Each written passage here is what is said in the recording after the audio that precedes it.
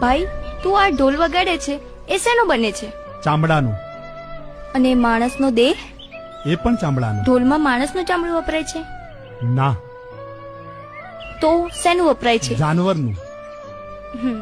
તો એ જનાવરના ચામડાથી બનતો ઢોલ તારા ઘરમાં છે ને શિવના મંદિરમાં. તો એમાં તો જગતને કોઈ ઊંચ નીચ નથી નડતી. જો મરી ગયેલા પશુના ચામડા પર કોઈ ઊંચ નીચ નથી કરતું ભાઈ, તો આ જીવતા માણસના ચામડા પર ઊંચ નીચ કેમ? કેમ મારા ભાઈ? વચન છે મારું કે જ્યાં સુધી હું જગતમાં યાદ રાખવામાં આવીશ ને ત્યાં સુધી તારું નામ મારા સાથે જોડાયેલું રહેશે ને સમાજને બતાવતું રહેશે કે કર્મ મોટો હોય ને તો માણસ મોટો, બાકી જાતથી મોટો એ રિવાજ ખોટો.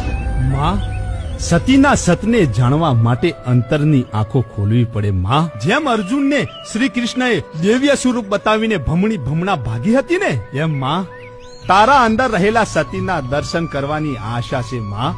બસ એક આશા છે.